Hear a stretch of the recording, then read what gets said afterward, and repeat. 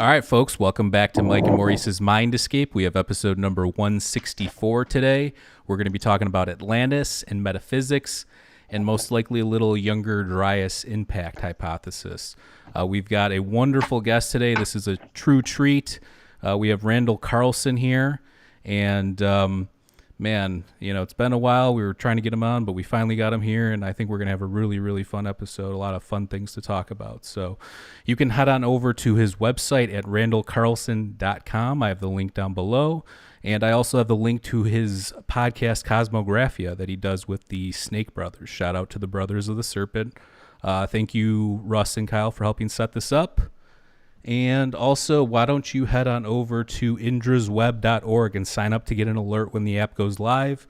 If you don't know what Indra's Web is, it's the app that we created. It's dedicated towards rational discourse for the topics that we talk about on this podcast, ancient civilizations, fringe theories and hypotheses and topics and all that kind of wonderful stuff, along with a bunch of other topics. And also head on over to our website at mindescapepodcast.com. We have all of our links on there. And also, we are probably going to do a Patreon at the end with Randall. So you can head on over to our Patreon at patreon.com/mindescapepodcast. For just $2 a month, you'll get exclusive content and access to those episodes. Wow, that was a mouthful, but welcome on, Randall Carlson. Well, thanks for having me, guys. Thanks for joining us. I am pumped for this. Like I said, we've been waiting to get you on for a while. I'm glad you're here. We had a good conversation on the phone as well. So, you know, we talked a little bit before, and I wanted to kind of talk about Atlantis first.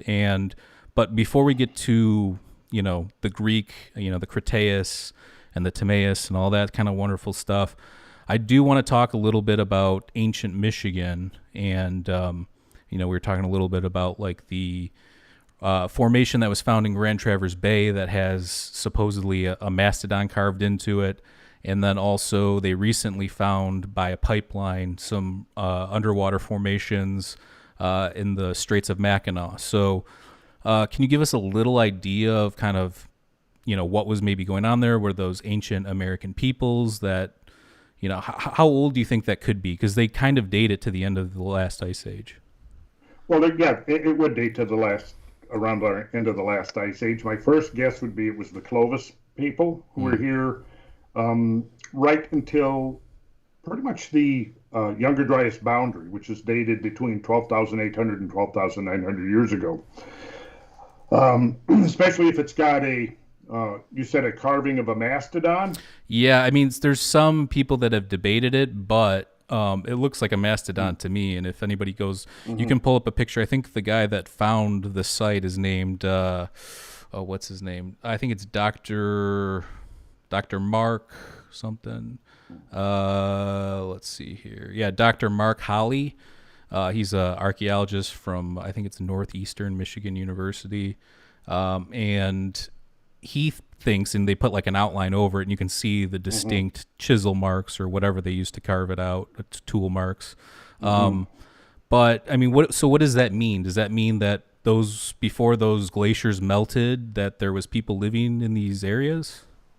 Well, the chronology there is hard to work out because there have been multiple lobes of ice that have intruded upon what is now the basin of Lake Michigan. So there were times when what is now the basin of Lake Michigan was completely filled with ice. So it wouldn't have happened then. There were other times when the ice had melted back, probably during a period from 14 to 15,000 years ago. There was a warming that occurred and the ice shrunk back. Of course, at that point, there would have been a body of water in the immediate foreground of the ice that would have been occupying the basin. So then when the Younger Dryas came on and the cooling came, that water probably froze up again and the ice expanded. Then when the ice finally began to retreat again at about 11,600, there was a period where the water of Michigan was considerably higher than now. And then in the post-Ice Age era, there was a period where it was considerably lower than now. And I know when I did some research for Graham Hancock when he was writing America Before, he asked specifically about megalithic stones found on the bottom of Lake Michigan. Now, this is 3 or 4 years ago, so I I dove into it a bit. I found some very interesting stuff, but I don't remember the specific dating of it. However, what's interesting here is the time at which the Michigan Basin was exposed because of low water level was post-glacial. And it would have also been in the Holocene, during which mastodons were presumably extinct. However, there's a new study out that suggests that there was a post-Younger Dryas survival of mastodons, which I haven't had time to read yet. So I don't know how convincing it is, but I've always thought there could have been a survival of limited numbers of species that later went or earlier went extinct. For example, mastodons would be a good candidate. We know that there was some the pygmy mammoths that survived on some of the islands. So, because when the sea level rose because of the melting of the ice sheets, there were land masses that became isolated. For example, the peninsula, the Aleutian Islands, a lot of those were interlinked. Mm-hmm. A lot of the islands off the west coast of Canada, for example, were part of the mainland. So when sea level came up, just like pretty much everybody knows that the Bering Land Bridge got drowned under sea level, because most of that whole land area there is typically only 200 to 400 feet above sea level or lower. So when sea level is down, the land is exposed. When sea level comes up, it drowns. So what happened with the pygmy mammoths is that the sea level rose and these bodies of land became isolated as islands. They became insular. And now, because of the constricted territory, we almost see an evolutionary adaptation occur, because the very large mammoths that weighed up to 4, 5, and 6 tons now, over a period of a couple of millennia, become reduced in size, so that they're literally not even half the size of their ancestral mammoths. So there was a case where you did have post Younger Dryas survival of mammoths, maybe down as recent as 6,000 to 7,000 years ago. And they, I don't know what caused their final extinction. Humans may have had a role to play in that. I would say maybe had a role. I wouldn't say convincingly that it was necessarily humans, but they may have. I do not accept the idea that humans were primarily responsible for the mass extinction of multiple species, though, that all went extinct at the very end of the Younger Dryas, at the very end of the Alarod, which was the stage that preceded the Younger Dryas, which was the period I was just talking about, where there was a gradual warming. Because the late glacial maximum, which was the largest extent of the North American glacial complex, was around 16 to 20,000 years ago. And so between, say, 16,000 years ago and 13,000 years ago, what you had was a period of warming, which was almost certainly the result of the changing geometry between the Earth and the Sun through a series of 3 different factors called the Milankovitch factors. Because what that does is you have this, because of the fact that the ellipticity of the Earth's orbit changes shape somewhat, its distance from the sun changes, its angular tilt changes. There's this interplay of these factors that affect the distribution of solar heat, solar radiation over the surface of the Earth. So sometimes it's consuming more, absorbing more, sometimes it's absorbing less. When it absorbs more, there's a warming, there's a very detectable warming, like maybe up to a degree or even 2 degrees. This was going on so that the Milankovitch factors were aligned in such a way that around 14 to 15,000 years ago, you would have had a gradual warming.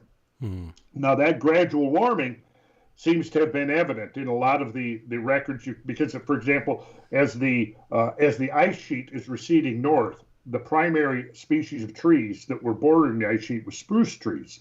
So at 15, 16, 17,000 years ago, late glacial maximum, the spruce trees, the northern limit of the spruce trees was, for example, in mid, say, Ohio, right in that area. And then as the ice retreated back over a period of 2 to 3 millennium, the trees followed. So you can date the tree. You can date you can, through radiocarbon dating, you can determine when, for example, the ice left and the trees came back. That's just an example. So now the ice has receded from its maximum, and then you get to the Younger Dryas, and this kind of what we would think of as normal or gradual warming is suddenly interrupted by this massive spasm of climate change, where the global climate oscillated by 4 or 5 up to 10 degrees centigrade within a matter of a few years.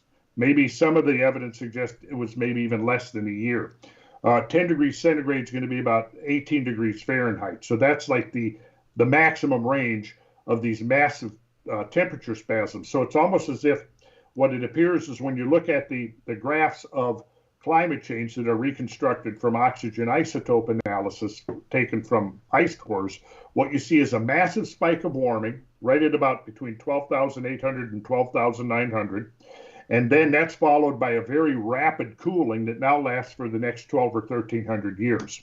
And then at 11,600, there's another rapid spike of warming.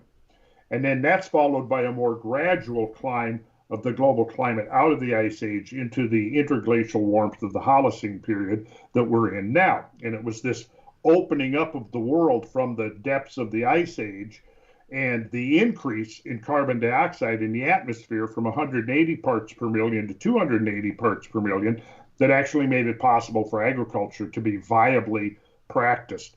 When carbon dioxide is down to 180 parts per million, it's probably not really, agriculture is not going to be, it's going to be a very challenging occupation because most food crops really want carbon dioxide. In fact, 280 parts per million is actually very low for food crops. So what you see is with the warming that occurred at the end of the Younger Dryas, then what happens is the ocean is a tremendous reservoir of carbon dioxide, and its solubility is based upon temperature. So when the water of the oceans cool, it sucks in carbon dioxide, and when the water is warm, it expels carbon dioxide. So whatever was driving the warmth caused the oceans to expel carbon dioxide. And this occurred around 10,000 years ago. So now at that point, planting crops becomes feasible. So what I'm getting at with all of this is it seems like we had a major global climatic and environmental shift that occurred at the end of this transition from the glacial to the interglacial age. The high point of this transition was the Younger Dryas. And the Younger Dryas is bookended by 2 catastrophes. At the first catastrophe, which occurs about 12,800 to 12,900, I'm going to just call it 12,900. This is where the cosmic impact proxies are showing up at that horizon, where you've got the fingerprints of something cosmic that apparently happened associated with this sudden spasm in global climate. It also looks like there maybe was a major melting event that occurred around 14,600.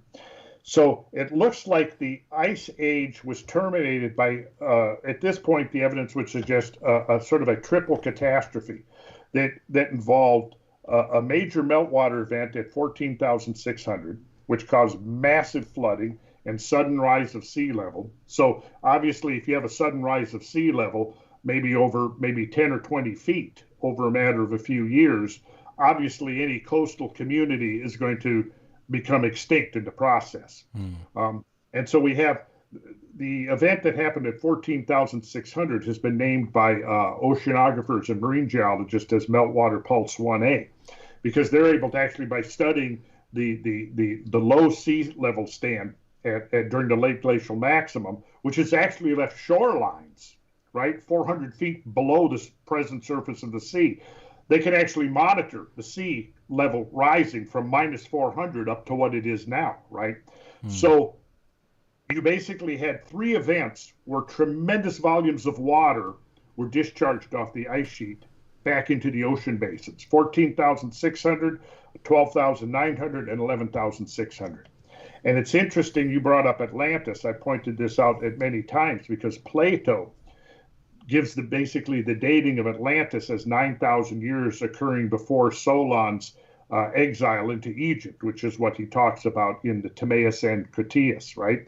So Solon's exile is dated, say, roughly at 600 BC, right? Well, in three different instances, Plato gives the date for the events surrounding the Great War between the Proto-Athenians and the Atlanteans as 9,000 years prior to Solon's exile in Egypt.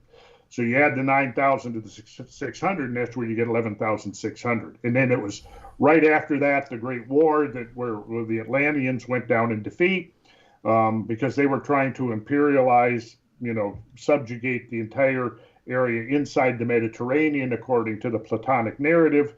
The Proto-Athenians organized all of the countries within the Mediterranean. They fought off the Atlanteans. And then right after that war is when the great catastrophe occurred, and there was a huge earthquake and floods, and Atlantis subsided beneath the waves. And that was was 3 generations from Solon to Plato, wasn't it? It was like one of his mother's relative, Plato's mother's relative. Yeah, it was an uncle. It was Critias. There was Critias the younger, and then there was Critias the elder, and then there was Dropidas. I think there was a younger and an elder, and then it went back to Solon from there. And he learned from priest Sankis, or is that how you pronounce it, in Egypt? Sankis, something like that. Yes, yes. It's something like that. I can't pronounce. Closer to the second version, you said. Yeah. So, all that knowledge gets passed. So what does that mean, though, in terms of Atlantis obviously being conveyed from ancient Egypt, the ancient Egyptians too, because obviously a lot of the Greeks, pre-Socratics, and then even some of the later Greeks went to Egypt to learn, building and mathematics and all that kind of stuff. So what does that mean in terms of, because we think of Atlantis as being associated with Greece, but do you think it's more closely related with ancient Egypt? Well, only from the standpoint that it would have been closer in time to ancient Egypt. I mean, Greece, the rise of classical Greece was basically a couple of millennia after. Right. But even though we're talking about time spans here that, we're looking at 11,600 years ago, basically, which is interesting because this is the dates that are kind of showing up for the youngest strata of Göbekli Tepe in Turkey, which puts us right back in that same era of. Yeah, I mean, that's right. That's right on the money, right? Because, I think a lot of people have been careful to kind of correlate Göbekli Tepe to Atlantis, but what are your thoughts on it? Is it just some part of this this global ancient civilization, or we did a breakdown of it. We did a side channel a while back, and we stopped posting on it, but I came to the conclusion through studying and looking into all this stuff and reading all Plato stuff on it and everything. I like the Azores because there's a convergence of a few plates there, right? And if you're looking at seismic activity and things of that nature, I could definitely see how pre-Younger Dryas that those would have been mountains that are now what are just the very sea level islands of the Azores. Yeah.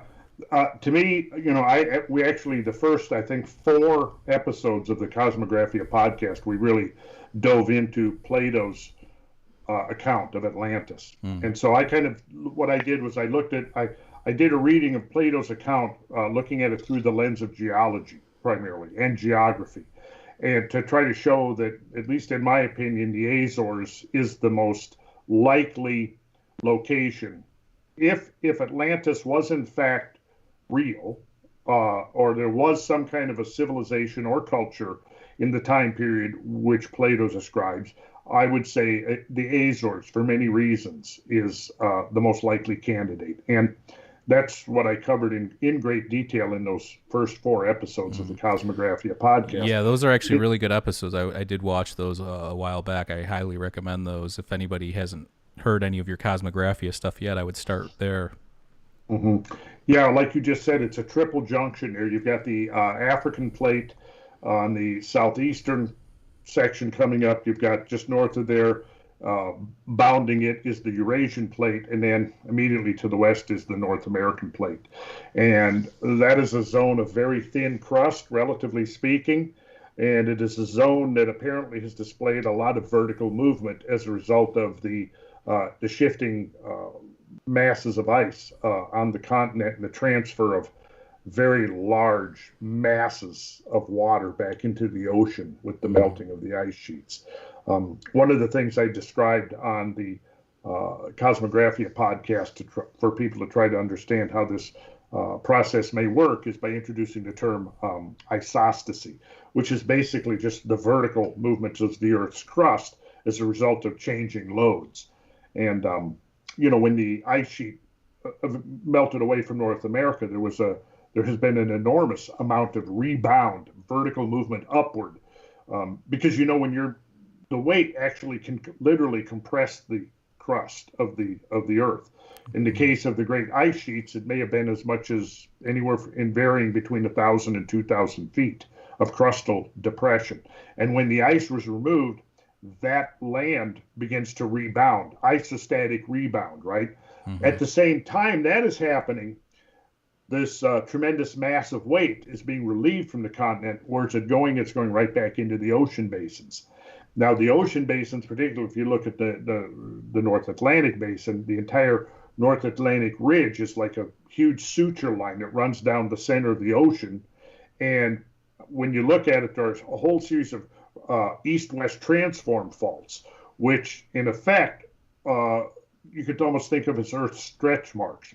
And if you think of the transform faults like my fingers being locked together, this is what allows the vertical movement. I think a very pronounced vertical movement that would occur as the result of the transfer of water back in and the 400-foot sea level rise. And the isostatic compensation that occurs is not going to be uniform over the whole ocean basin. It's going to manifest most strongly in those zones of most the weakest zones, which in this case would obviously be the mid-Atlantic ridge.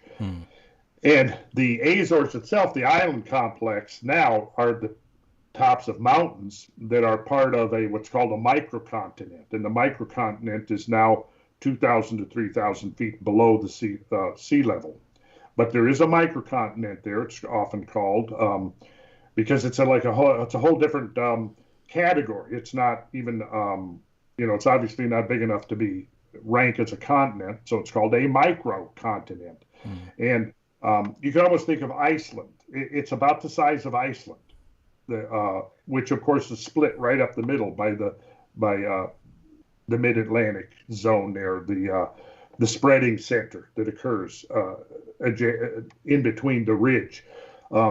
So if you could imagine something about that size sunk under 2,000 to 3,000 feet of seawater, and there is actually empirical evidence that landmass may have been above sea level during the Ice Age. And so I get into those studies. They have a mythology, correct? 'Cause I remember looking into it, and they have their own mythology for ancient times, and it being the mountains being taller or something along. I forget what I found, but it was something having to do with at one point there was more there or something. Yeah, they do. They have legends, and from what I understand, those legends suggest that they themselves believe that this was once part of Atlantis. Now, these days when you say Atlantis, I see a lot of comments and things. People say, oh, well, as soon as I heard him start talking about Atlantis, he lost all credibility. Right? Yeah. I've seen that multiply. Okay, did you listen? Have you actually read Plato? And I've read 4 accounts, 4 different translations of Plato, and I stumbled through the original Greek to find out, what was the original Greek term that he described? Did he say continent? No, Nasos means island. That's the term that he used. So, it's like, I've seen some of the skeptics say things like, well, we know from geological studies that there could be no continent on the bottom of the Atlantic Ocean. And to which I would totally say, yeah, I agree 100%. We're not talking about a continent here, though. We're talking about a microcontinent, and that microcontinent has empirical evidence that evidence has been accumulating since the 1940s, actually. That landmass was in the very recent geological past above the level of the sea. Well, so what do you think about like some of the alternative ones that have come up over the last like 3 years? You know, there was a big push, the Recot structure in Mauritania. You've got the Donana National Park that came up in Spain. You have, there was all these people kind of using all the, based on all your episodes on Joe Rogan with, you and Graham and talking about all that kind of stuff, you started to see this stuff spring up. What do you think about some of those locations as possibilities, or do you not like them, or what about them don't you like? Well, the Recot structure, I don't think that was Atlantis, obviously, because for one thing, there's no evidence that it has been below sea level anytime within the entire Quaternary. Which people hang on the aesthetics, though, right? Like the concentric circles, that's what people are hanging on. How visually it looks like what people think of as Atlantis. Yes, but the scales are completely off. Yeah. The stadia, I know that all that stuff's off. Yeah, and in fact, in the presentation that I did on Atlantis, I conclude by looking in detail at the whole Recot structure in the context of Plato's description. And what I'm putting forward is a hypothesis, and this is just a hypothesis, but I think it has a lot of circumstantial evidence to support it. Is that during the latter part of the Ice Age, there could have been what we would advanced. I say, when you got to be careful when you say, there was an advanced civilization. What does that mean? Well, we're presumably an advanced civilization. Does that mean equivalent to us? Did they have airplanes? Did they have computers? Were they on the internet? Is that what we define as advanced? Or could we simply mean that they had navigational skills, they had a knowledge of astronomy, of geometry? We know that peoples at the dawn of history had a very sophisticated knowledge of geometry and astronomy, and probably to some extent geology as well. They had navigational skills, 3, 4, 5,000 years ago, probably even 6,000 years ago. Okay, so what I describe in that particular series is let's hypothesize that there could have been a maritime culture on a large scale whose basis of operations was a large island or island complex in the mid-Atlantic, for which there is empirical evidence that it existed, and that they had navigational and astronomy skills, but not flying machines or crystal ray guns or anything like that. Plato doesn't describe anything like that. What he describes maybe would be the Phoenician culture or the Minoan culture times 10. Yeah, I was going to say that would be probably the most similar to what we would know based on the descriptions. Yes, right. So there's nothing so outlandish about assuming that such a civilization could have existed and that they could have had extensive colonization program, and that if they had navigational skills, that they could have sailed to North America, to South America. They could have sailed into the inside the Mediterranean, and certainly sailed as far as Egypt. There's nothing really outlandish about that idea at all. So, I mean, even Thor Heyerdahl proved that you could just make a reed, indigenous stuff, reeds and things like that, and put a boat together and sail from the coast of Chile to Easter Island or the French Polynesia, So obviously, if you're able to do that, there's obviously civilizations that were better boat builders and understood with less back then, that they could probably get around pretty easily. Absolutely. Yeah. So Maurice thinks that's credible then? He's my parrot. Whatever I say, he's just going to say, yeah. Okay. Well, I'm relieved. I was afraid that Maurice might be thinking this is getting really outlandish. I hope he says that. Let's get something going here. Let's get some naysaying. Yeah. Well, so in a nutshell, that's kind of my take on Atlantis. I think, like I said, if anybody's interested on like a longer version with all the details, definitely check out the Cosmographia Atlantis series, because you do go over kind of all the different aspects and takes and the way Plato describes it and how it was transferred and all that stuff. So. Yeah, and as to all the other locations, I mean, a lot of the areas that have been proposed are in themselves quite interesting. I mean, the recap structure is very interesting in itself. It's an geological anomaly, but the studies I've read would suggest that it's definitely volcanic, that it's a volcanic diatreme that has come up, that has been highly eroded. And I do get into the studies so that you can see what, the mainstream geologists who've studied the thing. But there is, like I said, no evidence that it's been below sea level anytime. And okay, so, I mean, Plato describes an island that sinks, right? And that's the end of it. So the recap structure, as I recall, is 2,000 to 3,000 feet above sea level. So, like, okay, the thing I've always tried to say is, look, Plato's very specific in his details, right? So what I tried to do is let's look at those details and see if you follow his details and see if it really suggests anything that's believable or not. But the question I would ask is, how far can you deviate from those details and still have it be Atlantis? The critics have said Atlantis was basically a contrivance of Plato, that he invented Atlantis to be a metaphor for his idealized concept of the socio-political state, right? Now, I don't argue and say that that's completely out of the question. I would certainly think that Plato would probably take what may have been a pre-existing legend and grafted some of his own ideas of the idealized society onto it. Sure, that could have been part of it.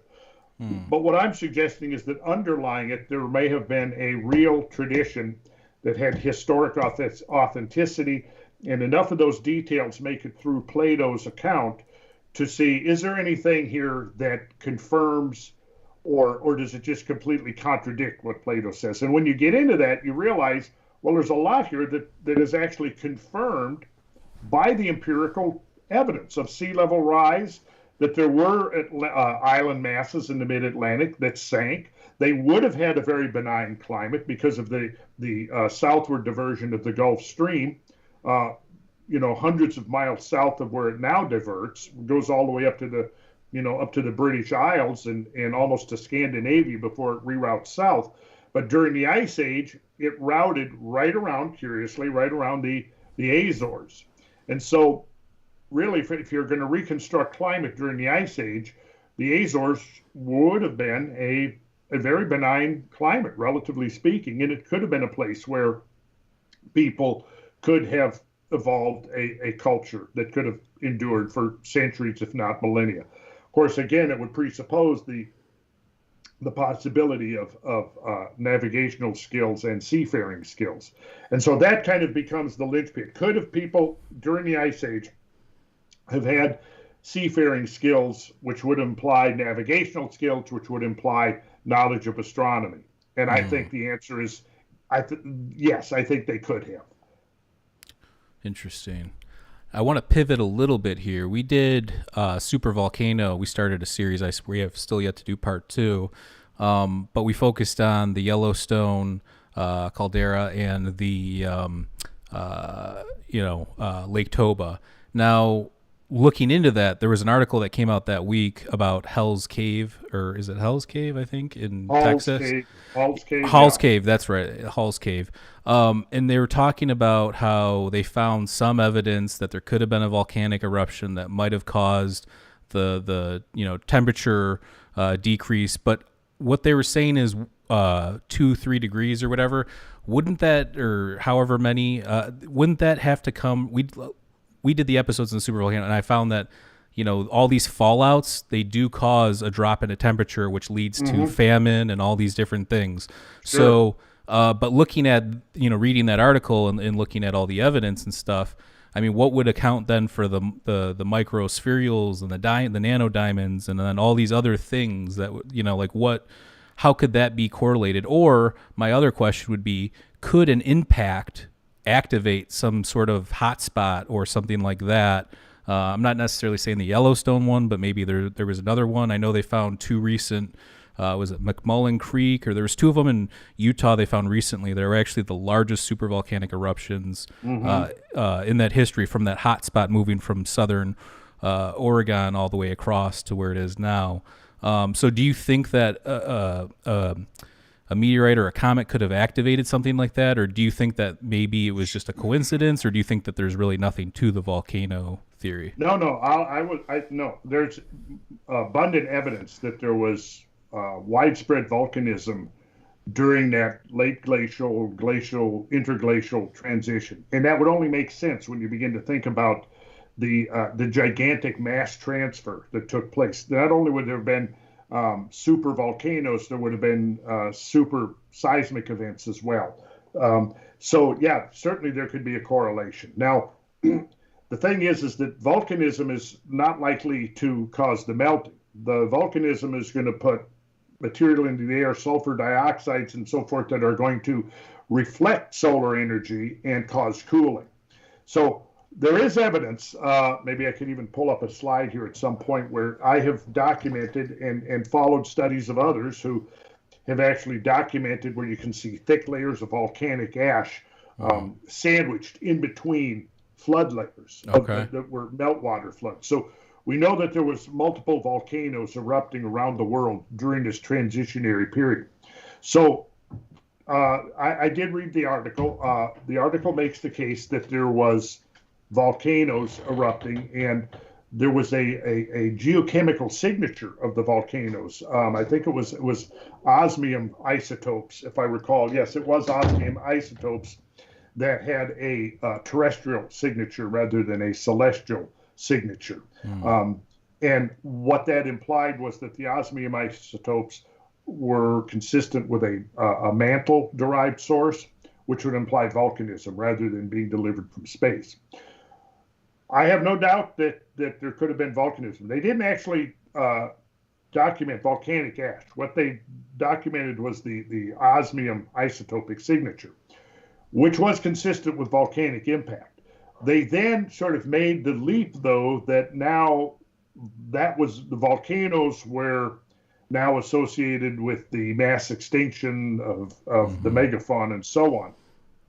But the impact proxies, such as magnetic grains and microspherules and so on, have been very well documented in multiple sites, several dozen sites now, including Hall's Cave.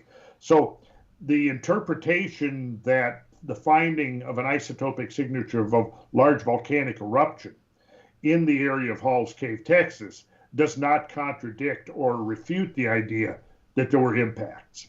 In fact, I think that the impacts were probably the trigger. The impacts triggered the catastrophic melting, and the catastrophic melting then triggered an endogenic or terrestrial response, which would have manifested in the form of large earthquakes and volcanic eruptions. Yeah, they don't understand how supervolcanoes work, because I did a deep dive in. I watched documentaries. I read all the stuff you could find. They don't really understand, how the rhyolite gets to the point where it does, where it's, it becomes explosive, and that explosive. But I guess another question would be, in that paper, I didn't see anything about the VEI, or volcanic explosivity index. What do you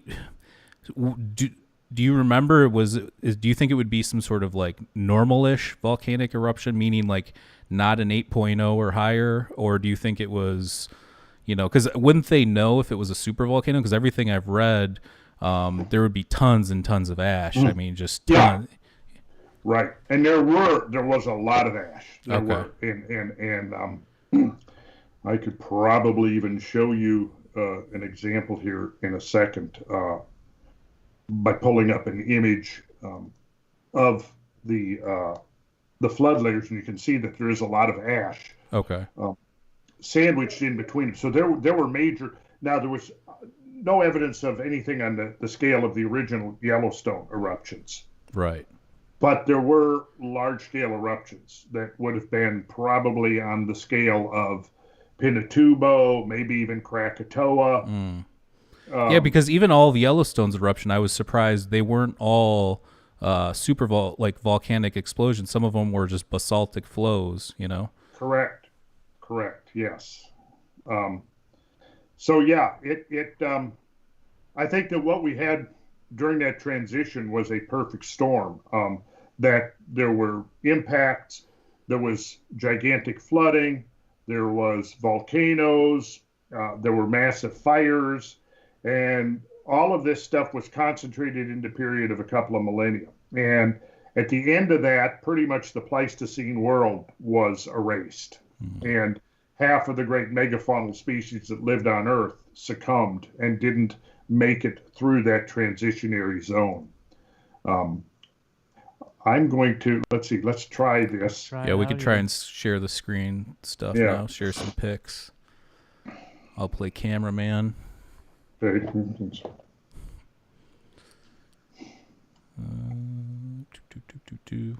But yeah, it's interesting stuff. I went in, because the reason why I looked into super volcanoes and Yellowstone and all that, because that's when everything was getting super active at the time, and people keep writing articles like, "Is it going to happen?" And I think that there's a time frame. It's like every 600,000 years. I was going to say we're in the window, but the window is a couple thousand years. So yeah, so. So what you're saying then, Maurice, is I don't need to panic right at this moment. You can if you want, but I wouldn't. Well, I'm always on the verge of panicking. And it just takes the... Well, they call me Dr. Anxiety, so I'm always about to fidget around, Oh, okay. Well, I hope this conversation isn't making you nervous. No, it's actually quite calming. Okay. Are we getting any success with the screen share yet? We're right now. I just have you up, but did you hit the screen share yet on your end of things? We're doing a little. I got to do that. We're doing a little camera limbo right now. Okay, start sharing. Let's see. I think it should work now. Okay. I'll get used to Skype. I was so proud of myself in the last year and a half. I learned how to use Zoom. But this is, like I said, I hate Zoom. I mean, I'll do it if I have to, because sometimes we have guests where it's the best option for the. Okay. Okay, so now I've got it up for the screen, so whatever you pull up will come up. Okay. But there we go. There you go. That's 13,000-year-old Mount St. Helens ash. So wow. Mount St. Helens was undergoing some major explosive eruptions. And what you're seeing here is, let's see, we can count from the top, 1, 2, 3, 4 mega backflood layers. You see, we're in the Yakima Valley, so this was not in the main trunk route of the flood. This was in a backwash, a backwater area. So what you had was huge meltwater coming down what is now the Columbia Valley, the Columbia River Valley.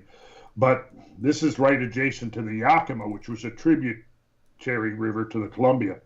And so what happens is when you get this tremendous rush of meltwater, and here we're talking probably 500 million cubic feet per second, which is an inconceivably large amount of meltwater, and it's coming down the Columbia Valley. Well, it backwashes into the tributaries.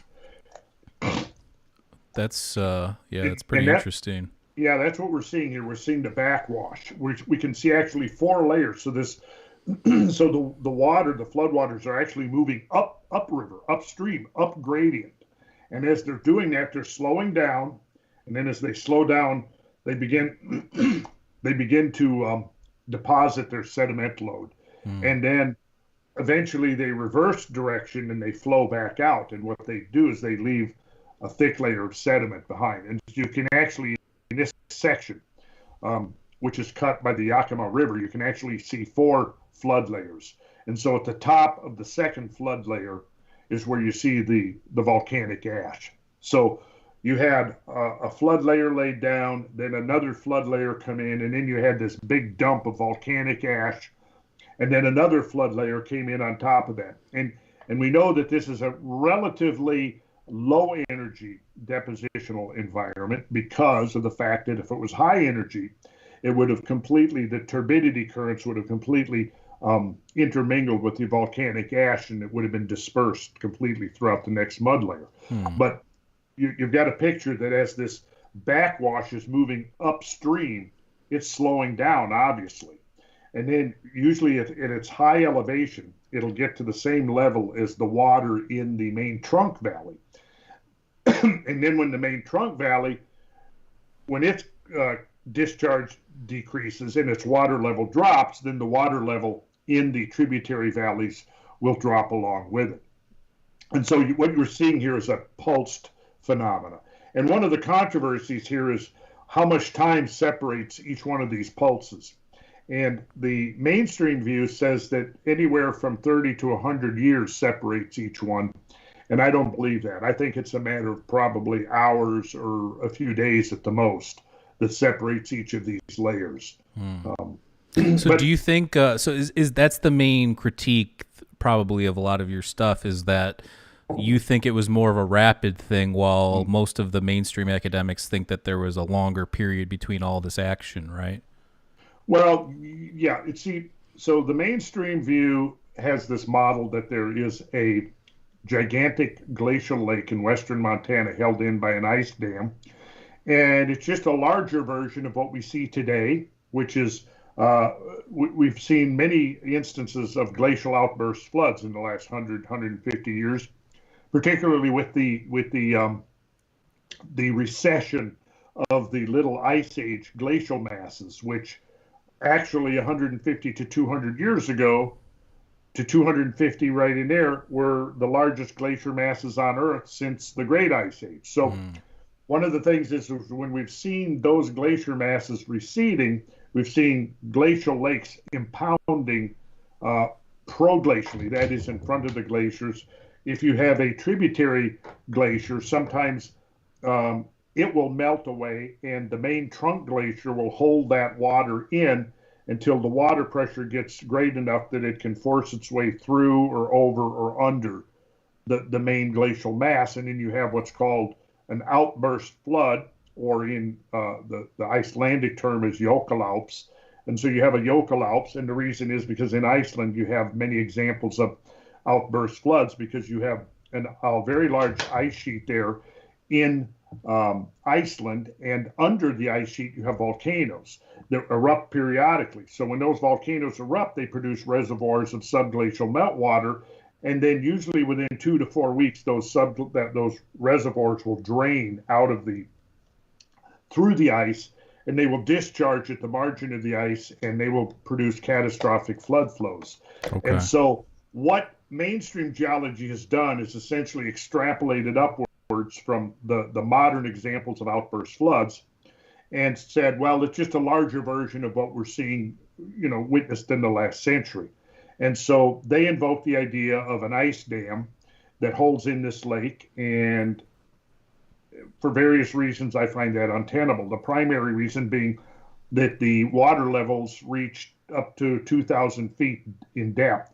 And this is way, way beyond anything we've seen in modern times.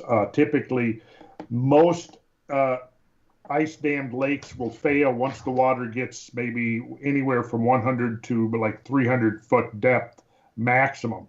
But in the case of Lake Missoula and the outburst floods that created the Channel Scablands, and presumably these rhythmical layers that we see here, would have been 2,100 feet deep. And I argue that that's an impossible scenario, that there's no situation in which we would find glacial ice capable of withstanding those kinds of hydraulic pressures, that the glacial ice would have failed long before those depths of water would have been reached.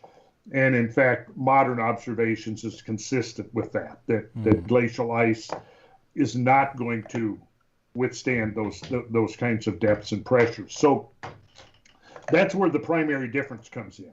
And so in that model, what has to happen is that there's a failure of the ice dam, the lake drains. So now you have to reseal the valley. In this case, it's the Clark Fork Valley, roughly at the Montana-Idaho border. And you have to reseal that valley in the vicinity of Lake Pend Oreille, which anybody can look on a map and they'll see Lake Pend Oreille in northern Idaho. You have to reseal the valley and then refill the lake. So the question is how long does that process take? Well, they're basically saying, well, it takes 30 to 100 years for the ice to re-advance south, seal off the valley, and for the 600 plus cubic miles of lake water to fill before the ice dam breaks will take, like I said, 30 to 100 years, right?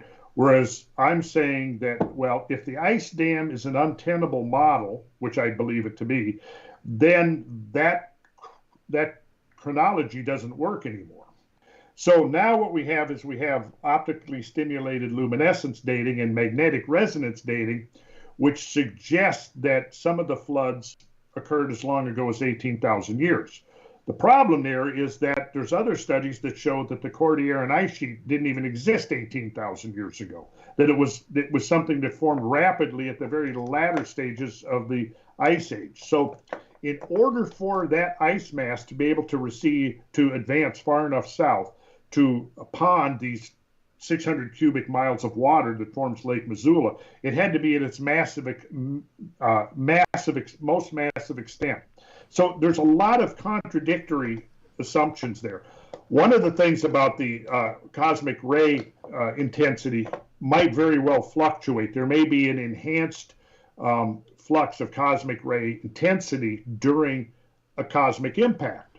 And if that's the case, then I don't think that the dating is necessarily going to be trustworthy, because the cosmic ray exposure is based upon how much cosmic rays are bombarding a particular rock that's exposed to the atmosphere. Well, if you have an increased flux, it may bias that exposure dating to becoming even millennia older than it actually is. Didn't they find recently like a new mastodon or woolly mammoth species? I'm trying to think within the last year or so. I just saw an article come up where they were talking about like the Pacific mastodon or something that lived in that area. Yes. Is there any way, like, have they found any of that, in coordination kind of with what you're talking about, or is that just such a new species that they don't know much about it yet? To my knowledge, that's really, because the one that they found, was it dated yet? See, the article literally came across my Twitter feed like a day ago or 2 days ago or something like that. Okay, well, I'm not familiar with that study yet, so I would have to review that before I could give an opinion. Okay. Did you see the change in images that I did? Yep. Here? Yeah, we're at the back flood. Yeah, you can see those are the back floods, and you can actually almost think of them as large mud flows washing in, like real, almost like a slurry, coming in, moving 30, 40, 50 miles up the tributary valleys, slowing down and then pausing and then reversing direction and flowing back out. And with each outflow, it leaves a thick layer, and then that's followed by another pulse of thickly, sediment-laden water. Mm-hmm. And so what that gets back to, again, is the idea of timing between these successive pulses. And that's why, one of the things that I've maintained is this, just like I was pointing out, how it preserved the layer of volcanic ash, mm-hmm. and which suggested it was a low-energy depositional environment, right? Well, when you have a high-intensity environment, hydrologic environment, it's erosive. It strips away whatever is there, right? Then as you get the lower energy environments of deposition, that's where it starts laying down its sediment load, right? Now, if you can picture this backwash of water rushing up the tributary valleys, it's going to be slowing down the further it gets from the main flood, until it finally basically just stops, at which point it's going to reverse direction and flow out. Well, you know that right there where it stops, that is going to be a very low energy environment, because the energy and the erosive potential of moving water is totally dependent upon its velocity. Mm-hmm. The faster it moves, the easier it's going to be able to strip away whatever's there and be erosive. Okay, so now my point is this. there was nothing in this environment. You see, like if you look at these layers, and there are other layers, I've got photographs of other outcrops, even in fact, in basins, settlement basins, completely on the other side, 100 miles away, that are on the other side of the Columbia River. What I'm getting at is that let's say that there was 50 years between deposition of these layers. Well, what's going to happen? So the day after or the week after, let's say the backwash comes in, lays down its layer of mud and flows out. What's going to start happening immediately in that environment over the next few years? Well, you're going to start having, nature's going to start reclaiming the environment, right? Yeah, and absolutely. So first you're going to get, most likely the first thing that's going to show up there is ferns, but then it's going to go through a full ecological succession. And I mean, like they're putting in a project that they graded the land within a mile of my house there. They're going to build a new really big farmers market. So one of the things they did is they cleared off several acres of land, and this was, I think, now going on 4 years. But you now have trees growing there that are 6, 8, 10, 12 feet tall. Wow. Right? So this is literally only in 4 years. Now, right. this would have been a colder environment than it is now, but it would have still been boreal forest. You could have easily had larch trees, alder trees, spruce trees, all kinds of vegetation. Now, let's suppose this layer of mud now sits here for 50, 60, 70 years. Well, by 70 years, it's going to have really like an early successional forest growing on it. Now, the next layer comes in, the next backwash comes in. Well, again, it's depositional, it's not erosive. What it's actually doing should be entombing whatever is there. And so there should be evidence that there was some kind of a landscape between each of these successive layers. You should be able to find tree limbs and layers of plants and seeds and pollen and everything in between there. What about mycelium? I was going to ask you too, because I think, obviously we're into mushrooms and mycology and all that stuff. Would you be able to find evidence of like mycelium? Because they say mycelium covers like 1/3 of all the ground or whatever. It, plays off of everything, all the vegetation and trees and everything. So is there evidence that you'd be able to find, or is that something that's so biodegradable? Oh, no, I would think you could find. I mean, palynologists study pollen, which can be microscopic. Okay. And that will show you what kind of plants were growing in the vicinity, because right. The wind will carry pollen and the pollen will become deposited. So yeah, all of that from microscopic to macroscopic material should be showing up between each of these layers if there's decades of hiatus time between the succession of each layer. And that's part of the problem, see, is that stuff isn't showing up. Right. And I think that's fatal for the idea, the current model. Right. And that you should be able to excavate into these layers here, and when you do that, yeah. Now here, this is what I was talking about. This is completely on the other side of the Columbia River, and there's 39 layers that have been counted. Right, and so each one of these layers is presumably, how do we explain it? Is it pulses of meltwater that are separated by hours or days, or is it pulses of meltwater that's separated by decades? See, that's part of the issue here, and how. Yeah, there's definitely very visible layers. I mean, there's no doubt about it, right there. Oh yeah, there's very visible layers. Here's another one. Wow. And I am of the mind that most of these were laid down in quick succession. And I have studying the topography of the areas is what convinces me that that's the case. And we'd have to go into a fair amount of background and detail to explain how this works, which is actually coming up on our podcast series. I'm going to be diving into all this because, we are going to do, assuming everything is opened up, we're planning a field trip out to this area in May. I'm going to take a group of people out, and we're going to spend a whole week. We've already got a resort reserved at the south end of Soap Lake, which is at the mouth of Grand Coulee. and we've got it reserved for a whole week. And the idea is to do a tour of the great floodlands of the Pacific Northwest. That's awesome. Beautiful. Yeah, so what's going on with the gorge? Because we're big Grateful Dead and Fish fans, and there's a lot of bands that play at that gorge. If you know what I'm talking about, it's like a gorge amphitheater. It's in Washington. Yeah, I don't know. I know what you're talking about. Yeah.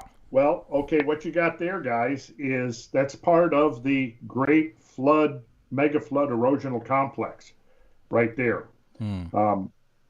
It's very close to Potholes Cataract, which, Potholes Cataract is a massive erosional feature that is a legacy of these tremendous floods.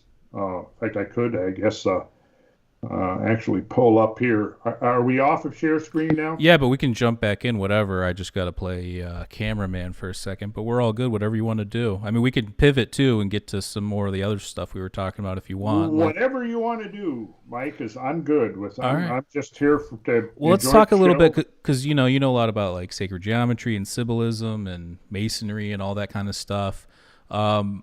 I've been on this kick that, the new book just came out, The Immortality Key from Brian Marescu.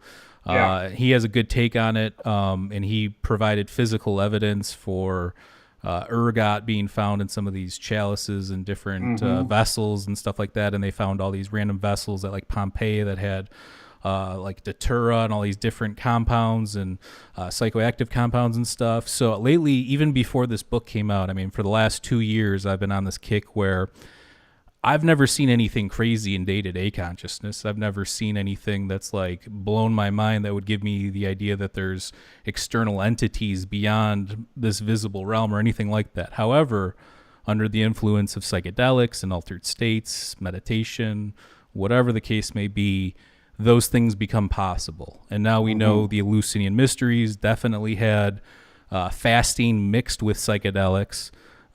So your knowledge and what you know on everything, do you think that that's where a lot of this stuff comes from? Maybe Pythagoras was actually seeing geometric patterns and shapes and things like that while under the influence. And we know a lot of these people did participate. I mean, all Greeks had to at least once in their lifetime, or could only do it once. Absolutely, I think that that's a possibility. Yeah, I haven't done any psychedelics in a long time, but back in the day, I became convinced that there was all kinds of alternative realities that were still awaiting our explorations. And so, yeah, one of these days I would like to get back, pick that thread up again, and. But there was a time, there was a window where it was, everything was really, really cool, and it lasted a few years, and then it kind of soured. And so, what about like in terms of your personal experience and stuff like that? Have you thought about the stuff that you're into, like all of this, the Younger Dryas? Like, have you ever had any like visions? Because like, for instance, whatever, I mean, I look at psychedelics as like psychomimetic or placebo in the sense that, yeah, something really real is happening to you, your mind's going somewhere. However, what you're looking into at the time seems to be reflective in that experience. When you remember doing it, were you interested in this stuff at that time, and was there something kind of intuitive or some sort of metaphysical connection to this idea that came about?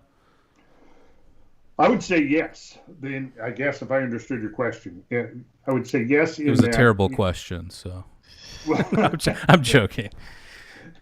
Just in the terms like when you did psychedelics, did you feel some connection to like what you're studying now, like what your research is all about? Like what I'm studying now was an outgrowth of what I experienced half a century ago. I'll put it that way.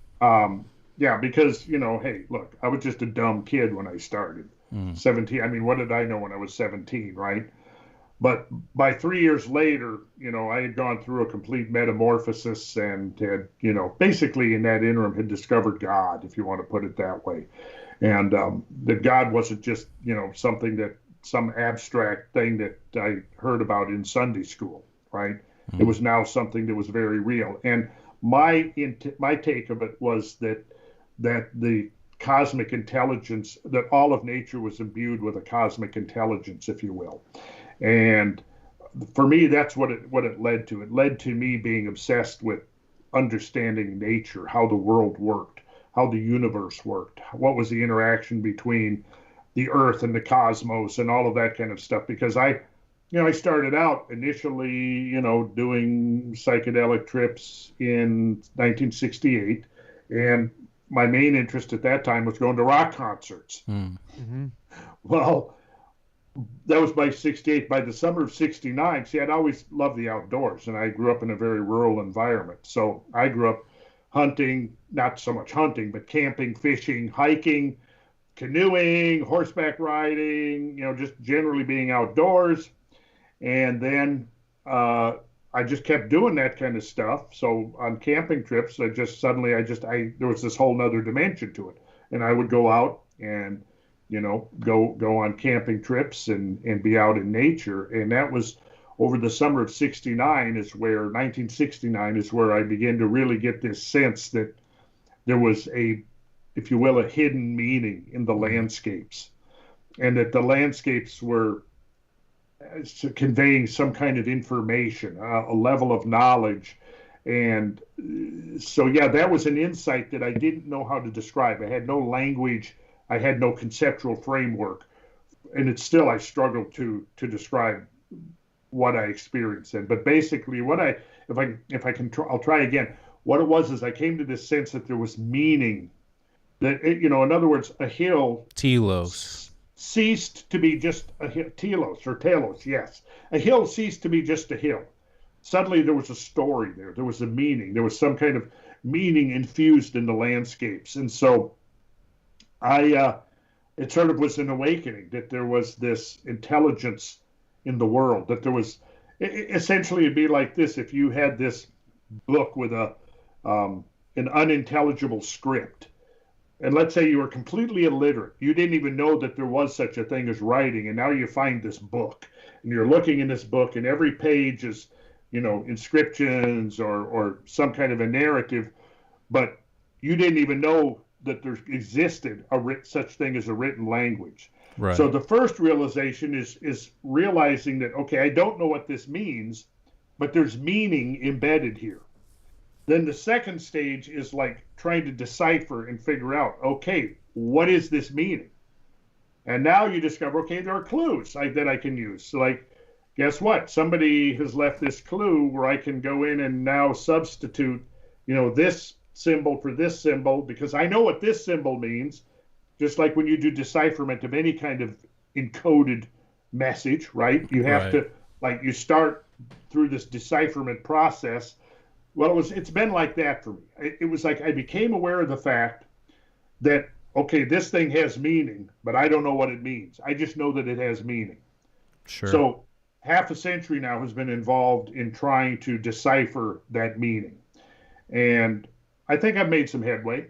I got a long ways to go, but I think I've made some headway. And where I put it now is this, that basically the entire planet bears the imprint of these great cosmic events.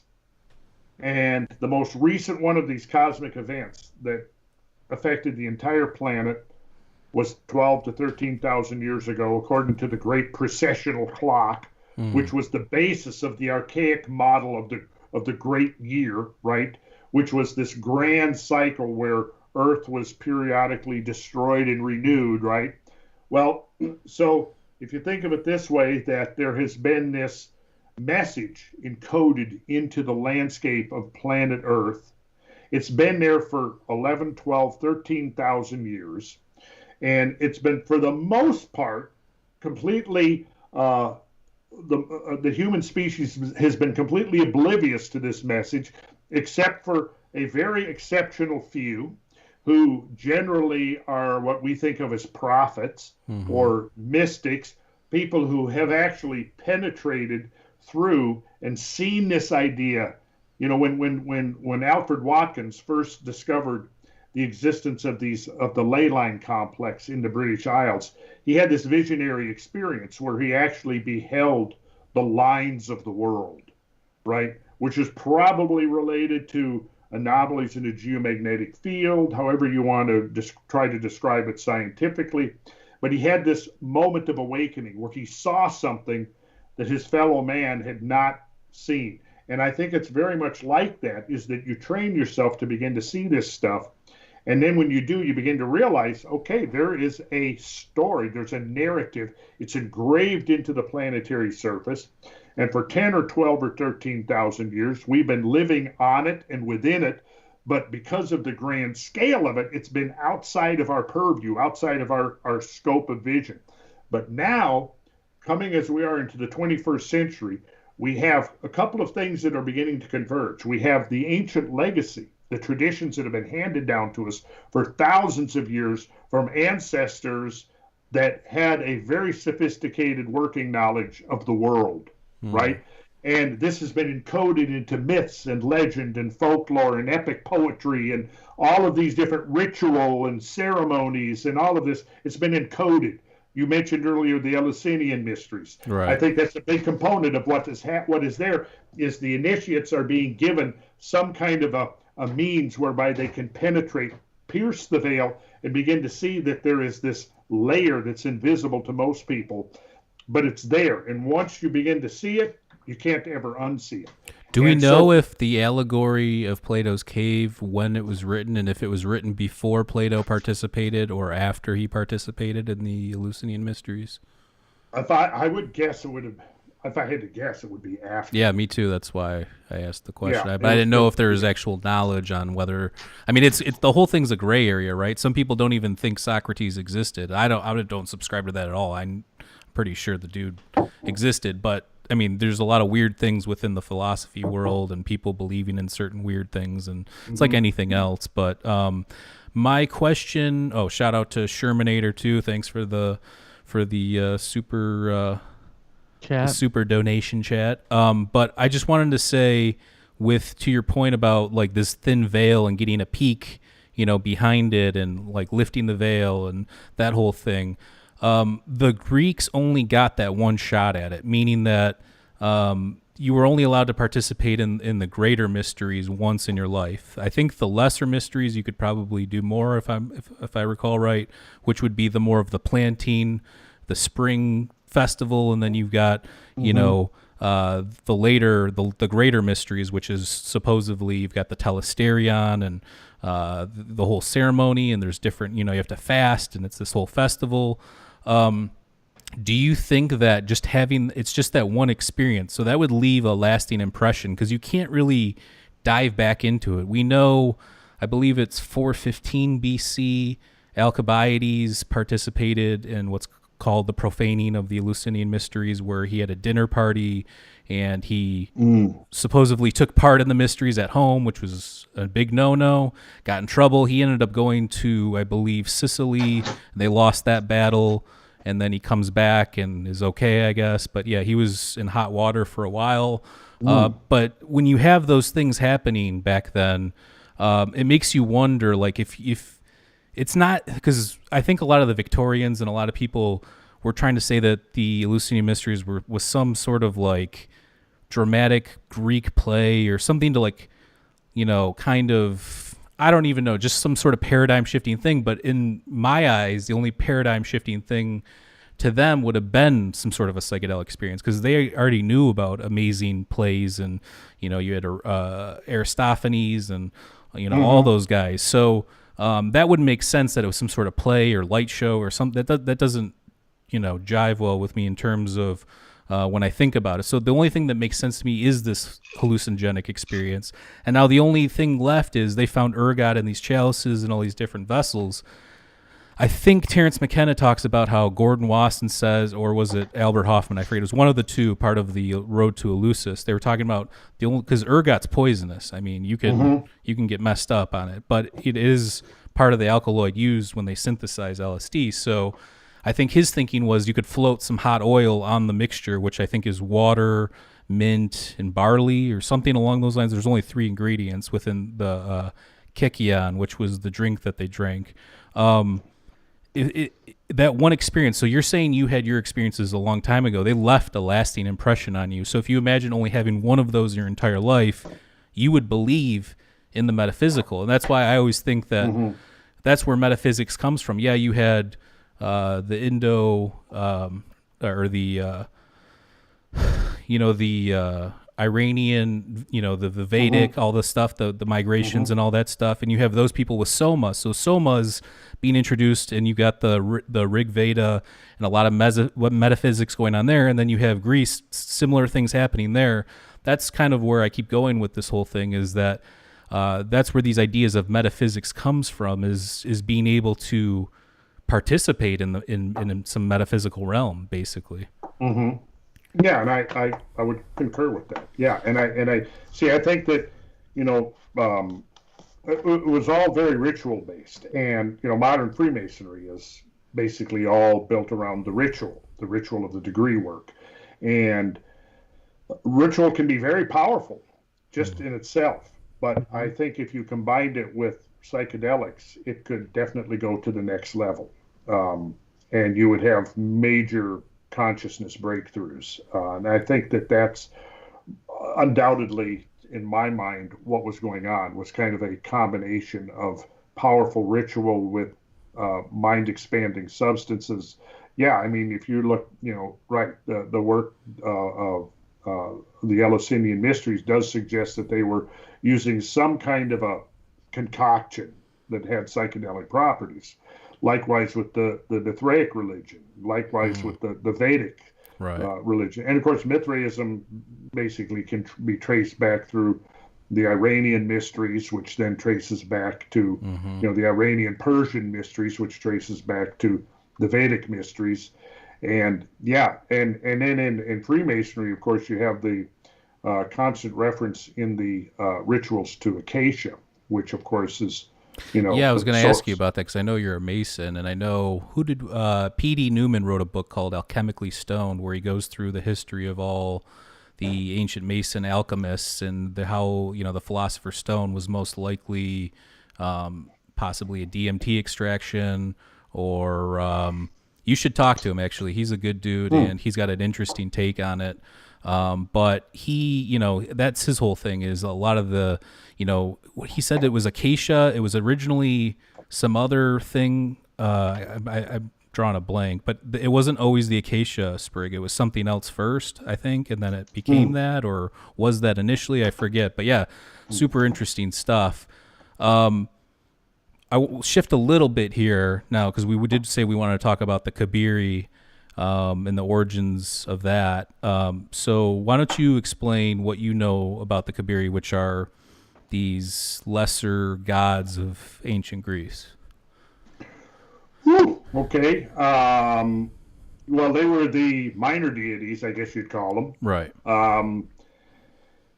Let's see. Let me recall here. Mostly, I'm not so familiar with the origin of the group as much as I am with their traditions. Right. But yeah, they were in that whole area of Greece. And they're associated with journeys, with sailors, with nautical symbolism, which I think fits right in the whole idea of, when you talk about the ergot, you're looking at a word that's whose derivatives connect it with its derivative, tracing it back to its origins. You'll find that it's related to the word that ergot is related to the word argot, right? Argot, which in argot is, or argo, can be either one, argot or argo. Argot was the secret language amongst the initiates. So it implies something that's the secret. And so using phonetic traditions of word association like they did in the Kabbalah, the Argo ship, remember, was the in search of the golden fleece. Yeah, that Jason and the Argonauts, right? Yeah, which is taken as a metaphor for the alchemical gold, and the quest for the alchemical gold, which is a symbol. So you have this kind of juxtaposition of symbols there. You have the ship Argo, you have the you have the Argo, which is the secret language of the initiates. And then you have the Argot, and they're spelled the same way, Argot, Ergot. And then you have the Ergot, which is the which is basically like a hook. It's like a crescent-shaped hook that grows on the rye grains. Yeah, it's rye fungus. Rye fungus that can be on wheat. Claviceps purpea, if anybody's interested. Yes. And, again, in the Masonic mysteries, one of the things that you learn is that in the ritual is the hanging of the sheaf of wheat, or it can be a sheaf of rye that's hung by a waterfall. I suspect that the purpose of that is alluding to the cultivation of the ergot onto the stalks of grain, just like the references to the acacia. So, I mean, there are these veiled references throughout the ritual that could suggest or imply some connection with an original concoction. And DMT is in acacia. It's actually a high percentage. And then you also have Peganum harmala, which is an MAO inhibitor, which is found in that region as well. So if they put two and two together like they have in the Amazon, I don't see why that couldn't be a possibility. And bam, boom. Yeah. Yeah. So the Cabiri, were in their traditions, they are associated with the sea, with sailors, with journeys, the nautical activities, and so on. So a lot of times the Cabiri were the protective deities of sailors.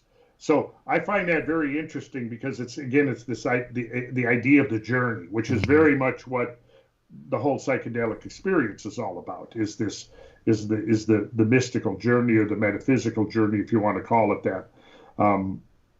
So there was a cycle of celebrations that were celebrated. I know in Samothrace, or in a lot of the Turkish and Greek areas, worshiping these minor deities. Yeah, that's like Phrygian based, right? Or something like the western coast of Turkey, that whole region. Yeah, that whole region. That's exactly where they were probably the most entrenched. The stories about them suggest that they were magicians, that they were able to control a lot of the forces of nature. So I think that, the possibility is that when you go behind the imagery of the minor deities, what we're really talking about is perhaps ways of anthropogenically or anthropomorphically representing forces or powers of nature.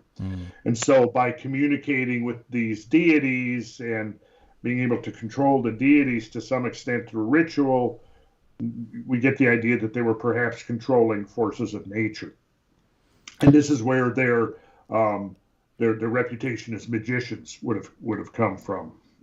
Yeah, and even Jung went deep on the Cabiri and added it into his whole thing, and that's where you get like in the Red Book, and he talks about them, and actually, even if the word, even demons or daemons, that's similar in the sense that they were not necessarily even demons as you would expect to see in like a movie now. They were just kind of like external unseen entities that controlled things, similar to what we're talking about. So there is this culture of that within, and you look at the Greeks, they were measuring everything, they were understanding things, they were creating philosophy, metaphysics, the whole natural science, the whole thing. So you would have to think that there's something to what they're saying in some regard. Yes, I would think so. And in the theological systems of the Phoenicians, the Cabiri played a large role, which kind of, in a way, connects back with the idea that I said that I kind of envisioned perhaps Atlantis as being sort of like the Phoenician or the Minoan civilization raised by an order of magnitude, right? And again, so you have this idea of nautical journeys and seafaring and the sea and all of the symbolism that goes with the sea. There's also a strong lunar component to the ritualism of the Cabiris. They worshiped the moon, and they had rituals and ceremonies where they would carry a boat that was shaped like a lunar crescent, and that was literally associated with the moon. And right. They probably go back to Egypt. There was probably an Egyptian connection there. There's a lot of things that I'm not familiar with because I haven't studied that much into them yet. It's one of those things that we're sort of this is one of the things I was getting at earlier, is that we have such an access to these traditions and knowledge unlike any generation before us. Right. And so when we combine that with the fact that we can now get this holistic view of the planet we live on, I mean, think about this. I mean, when I was born in 1951, I like to make the point that we had absolutely no presence in space at all, right? The space program came about in the late 50s, right? And I saw the birth of the space program, old enough to have seen that, right? So we're sitting here by virtue of the fact that there's 2,000 communication satellites up there orbiting the Earth. You're up in Michigan and I'm in Georgia, and we can sit here looking at each other and talk to each other. Well, crazy. We're also mapping the entire planetary surface, right? And we're beginning to make bathymetric charts of the ocean floor. And with LIDAR now, we can penetrate through the canopy of vegetation and the layers of topsoil, and we can actually look at the bedrock itself, right? So we're able, so when we're looking at this enhanced perspective of the planet, just the technologies we now have within the last few decades is allowing us to see the planet in a holistic scale like we've never been able to before. So that's one side of this stream of new awareness. The other is what we've just been talking about, that we now have access to all of these tremendously rich traditions from our past.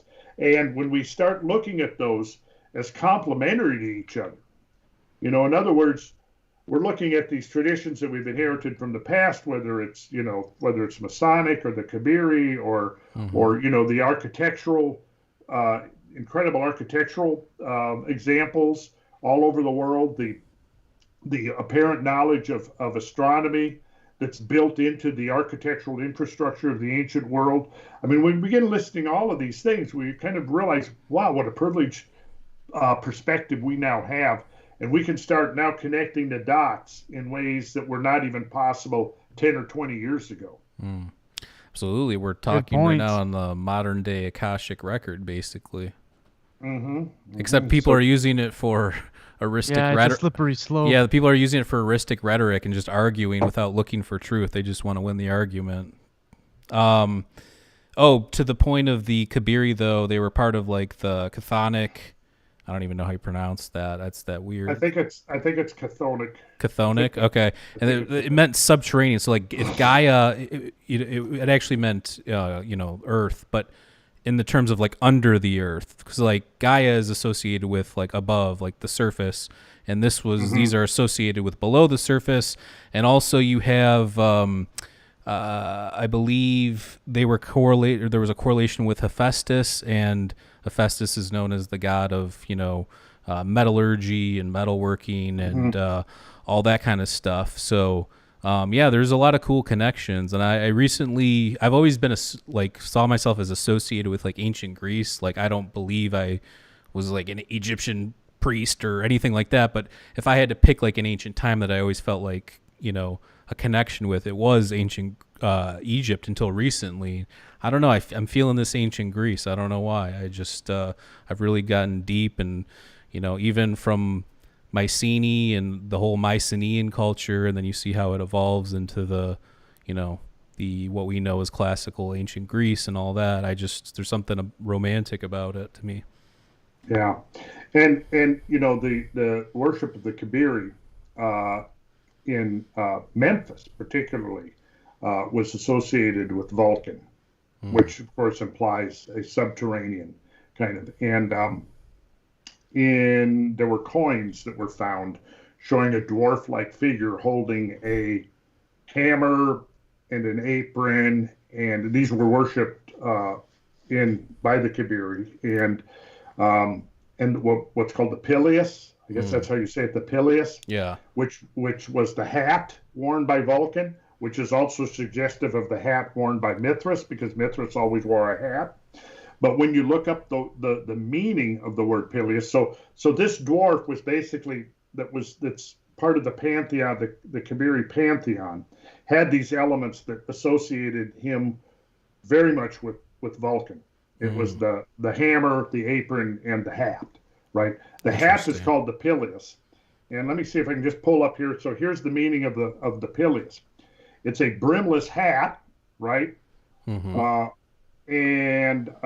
let's see. It also means the cap of a mushroom. Nice. I like that. Yeah, me too. Yeah. I also I was gonna say too. Oh, shout out to Home Mycology. Shout out to John. We appreciate the super chat donation.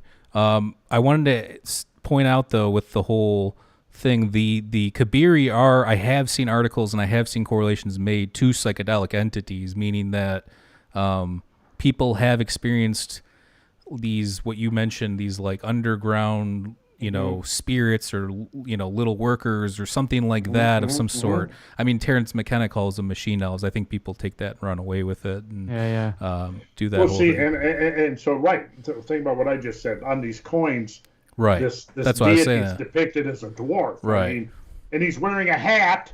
Yeah. It's called the Peleus. It's the same as Vulcan wore and very similar to what Mithras wore. Right. And it also means the cap of a mushroom. So, right. That's just too suggestive to me to be coincidental.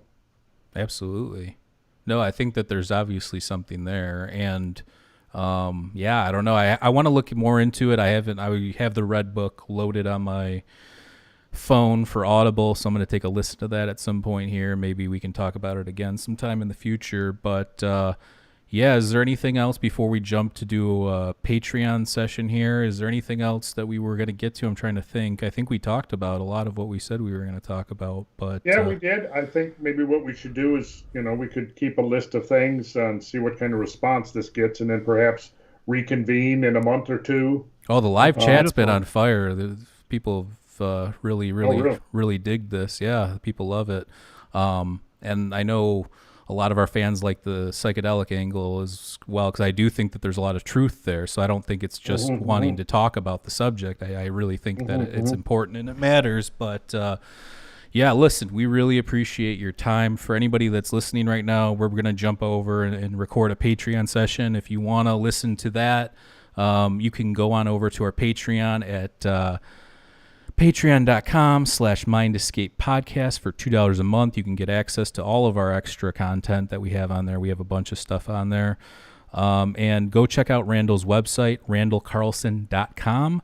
He also does a show, Kosmographia, with the Brothers of the Serpent. How do you guys do that once a week or twice a week?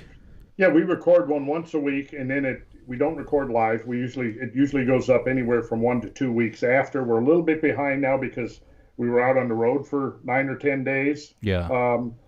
And so we kind of fell behind, but we're catching up. I think there's going to be a new episode uploaded by tomorrow, which is actually today, my time now. But and then there's 2 more that are being edited and cleaned up, and then they'll be going up probably within the next week.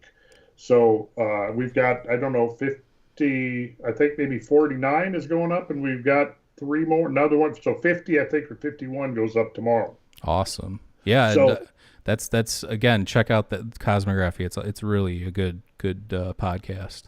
Yeah. And for those that are really interested in the idea of the impact phenomena and the Younger Dryas, we go into a very thorough study of that.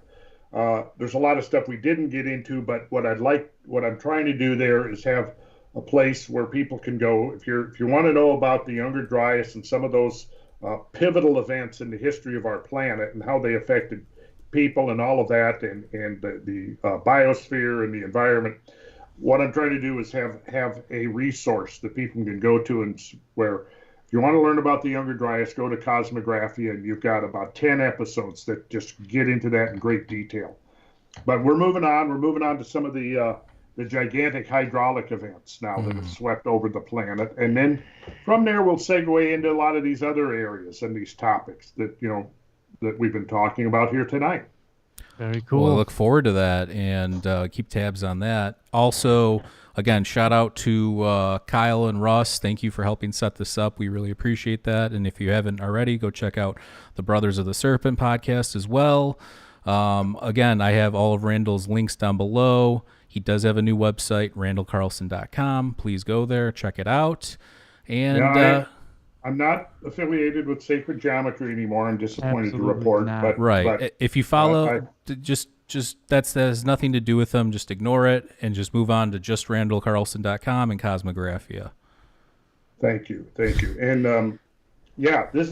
I've had a lot of fun with you guys, so we'll have to do this. We really appreciate it, man. And you're such a wealth of knowledge, and I love just having interesting conversations with people that have done their homework and really put time into things. And we're talking about ancient Greece, and just has a specific, a techne, like you've mastered, the research on what you're interested in, and I can really, really appreciate that. So, yeah, Thanks thank again, you so my much. man. I appreciate it. Very quick, I want to give a shout out to Brad Young, who's been a part of the team, without whom we wouldn't have the Kosmographia podcasts. So he's, to anybody who tunes in, he's one of the regulars, the weekly regulars. And then I'd also mention how to for people to check out how to, because it's going to be, I think, a new game-changing platform. And I'm proud to be associated with them in their early stages of growth and evolution. Yeah, go check out how to. It's on, the link is on his website, randallcarlson.com, and you can check it out there. All the information's on there. I'm looking forward to that. We talked about it before we went live, and I'm really looking forward to that, having just an alternative thing, a resource that you don't have to be worried about stuff, and I really look forward to that. So also check out our website, mindescapepodcast.com. We have all of our links up on there. I will be updating some more stuff on there soon. And one more shout out before we go to indrasweb.org if you have not already. This is the app that we created. If you sign up, you'll get an alert when it goes live. It'll probably be going live, I don't know how soon, but sometime soon. We were just waiting for the media stuff to die down. So go there, check it out. If you like rational discourse and have a, hypothesis or theory, or you like talking about all this stuff, that's what it's designed for. There's a lot of back and forth. So go check that out, please. And listen, again, I really appreciate it. And everybody stay safe out there. We love you. And we'll get Randall on sometime in the near future. Peace. Cheers. Thanks, guys.